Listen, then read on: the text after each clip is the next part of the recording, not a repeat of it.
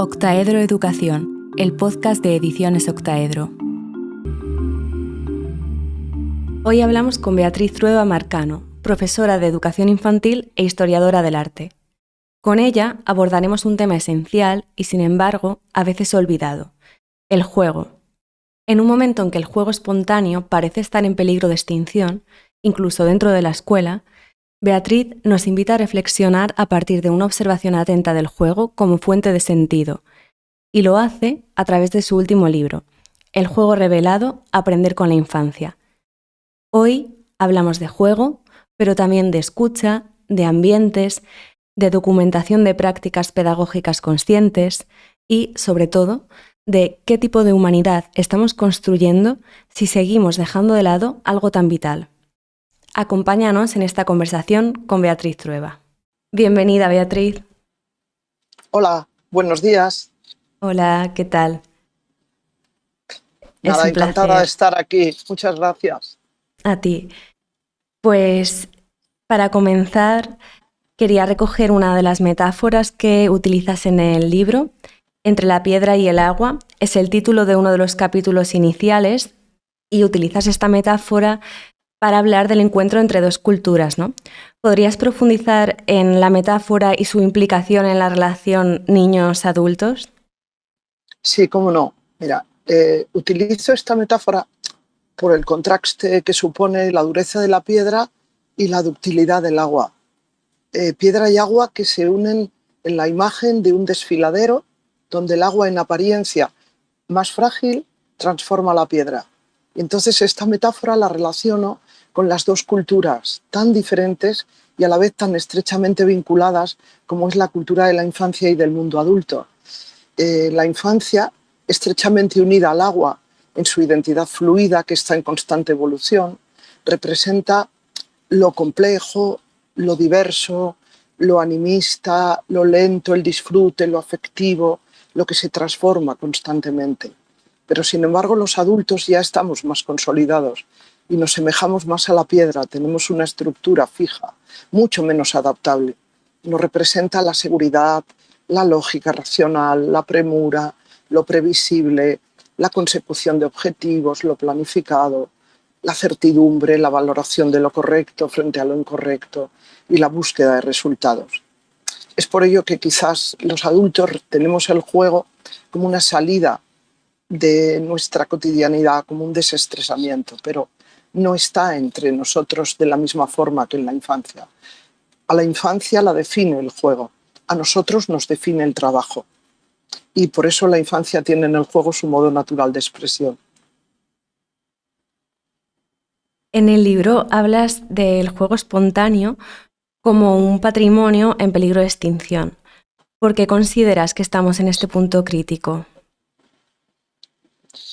Bueno, estamos perdiendo los espacios naturales y los espacios urbanos del juego, ambos.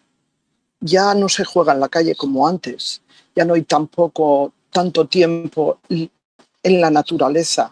Se planifica el tiempo en la naturaleza, pero no se da de un modo natural.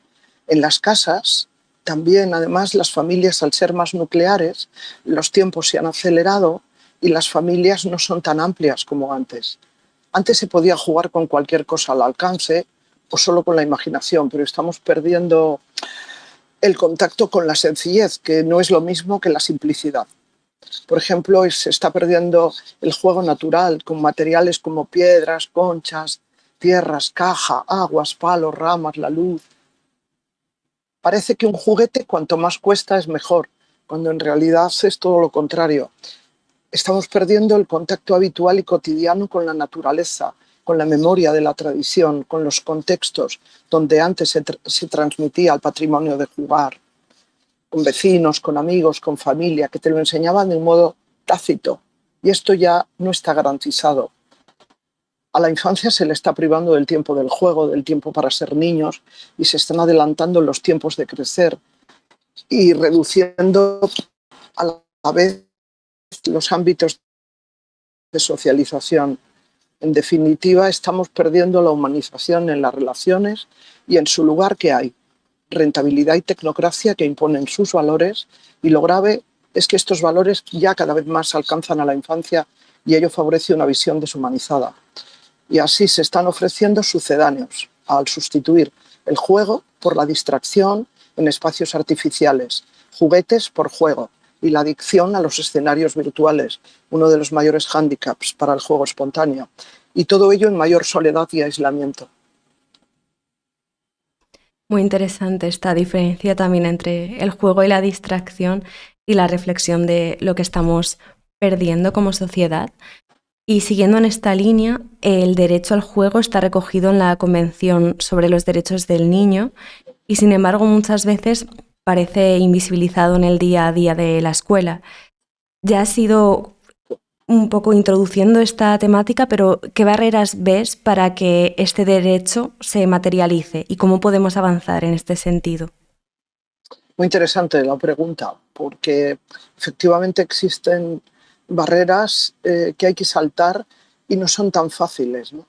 Las principales barreras o hándicaps que desde mi opinión veo residen en algo que viene en el fondo, que es no respetar la verdadera cultura de los niños, la verdadera cultura de la infancia, su idiosincrasia, que está siendo invadida por aquello que los adultos crean para los niños o para hacer con los niños.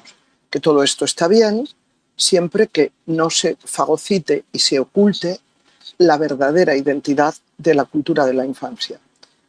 Los niños tienen sus modos propios, son únicos en su modo de relacionarse con el mundo, pero hay una manera adulta que prioriza lo tangible, lo útil, lo rentable, el no hacer las cosas porque sí, el que todo tenga una rentabilidad final, ¿no? Un objetivo, el buscar utilidad a todo. Y por eso se da una creciente y preocupante precipitación en que los niños quemen sus etapas naturales de desarrollo y, en definitiva, todo orientado a buscar resultados, a corto plazo y a la vista, como las cuentas bancarias. Hay una desconexión entre lo que se dice, lo que se hace, lo que se piensa y lo que se siente. Porque, por ejemplo, en los currículos escolares se habla de creatividad y de respeto al juego. Está en todos los currículos, casi en todos. Pero en la práctica, en una triste mayoría, el juego se suplanta por actividades que no lo son. Por ejemplo, se sigue manteniendo, y esto habría que revisar, porque hay un tiempo fijo y partido de recreo como desfogue. Ese es el único lugar en que muchas escuelas tienen para el juego. Y a su vez al juego se le utiliza como excusa curricular para cumplimiento de unos objetivos. Pero es que el verdadero fin del juego es jugar en sí mismo, nada más y nada menos, ¿no? Y para avanzar en el derecho al juego, para que eso sea real, yo creo que se necesita, en primer lugar, definir, maestras, maestros, padres, madres, qué imagen de niño y de niña subyace en nosotros. O sea, ¿qué pensamos que es ser niño, ¿no? Para actuar en coherencia, para respetar esos tiempos de juego sin intromisión, para ofrecer materiales abiertos en lugar de juguetes, para dar tiempos largos, porque al final lo más importante en el juego que es tener tiempo, tener seguridad, tener espacio y buenos compañeros de juego. ¿Cuál es el rol de la escucha en el vínculo educativo en la infancia? ¿Y cómo se podría potenciar la escucha en el aula? Es un nuevo modo la escucha, porque la escucha nos sitúa en un nuevo paradigma, en un nuevo modo de mirar. Y se vislumbra un nuevo camino en el respeto a la escucha, a una infancia que es plena de capacidades, plena de lenguajes múltiples, porque es que en realidad aún sabemos muy, muy poco de lo que la infancia nos desvela. Apenas estamos empezando a conocer la infancia con una nueva mirada. Hay muchos manuales y tratados sobre la infancia, pero se la mira desde fuera y desde dentro está todo por desvelar. Entonces la escucha es un acto compartido, no es unilateral. No soy solo yo como adulto que mira a los niños, ¿no? Los niños a su vez también nos escuchan, nosotros a ellos. Y a su vez la escucha nos enseña a saber más de uno mismo, de nosotros mismos. Los niños son expertos en empatía porque como no dominan todavía el lenguaje hablado, ese lenguaje no anula los demás lenguajes. Entonces captan e intuyen lo que sucede si estás más triste, si estás más contento. Todos los que hemos estado o estamos con niños en cualquier situación o posición, maestros, docentes, padres, amigos, tienes niños cerca, notas que tienen la empatía. Y por eso es tan importante cuidar gestos, tono de voz, actitudes, mirada. Y escuchar es un acto que nos transforma, nos quita el peso de lo docente y también nos transforma como personas. Nos da un rol más amable, más empático, más humilde, más de no saber todo, no tener por qué saberlo todo. Porque cuando miramos a una niña o un niño, pero lo miramos de verdad, desde el corazón, desde la verdad interna, sin prejuicios ni objetivos cerrados, nos asombramos porque nos desvela mucho. Es una riqueza que te asombra, ¿no? Desde que nacen.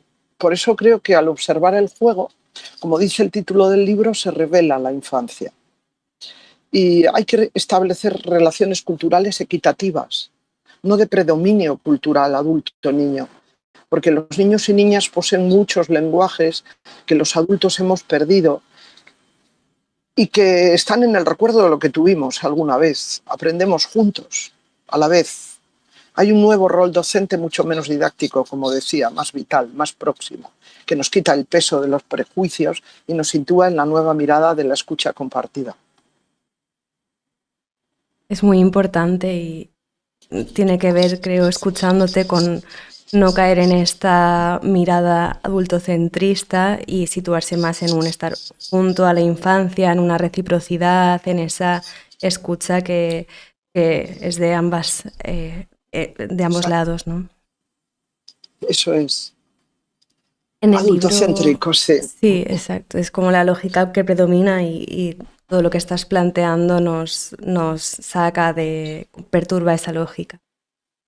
En el libro también propones una programación inversa. ¿Podrías contarnos qué significa este enfoque?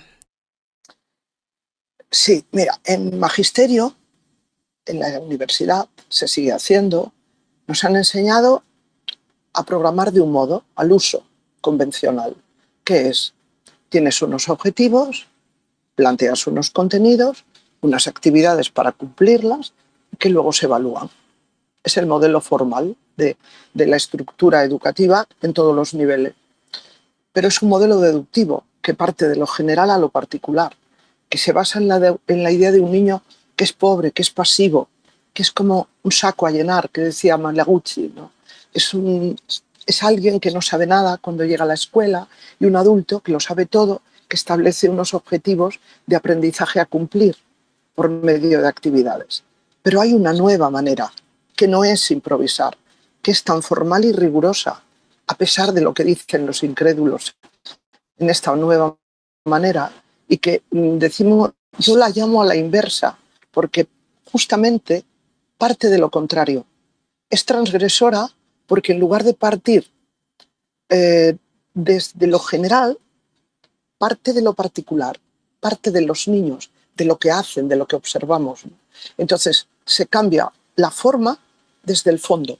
Lo importante es que hay un fondo paradigmático distinto completamente en el enfoque. O sea, me refiero a que hablar de una imagen de niño inteligente que aprende en todas partes, constructor de significados, poseedor de muchos lenguajes, es en sí mismo una transgresión contra un modelo de pensamiento único y homogeneizador.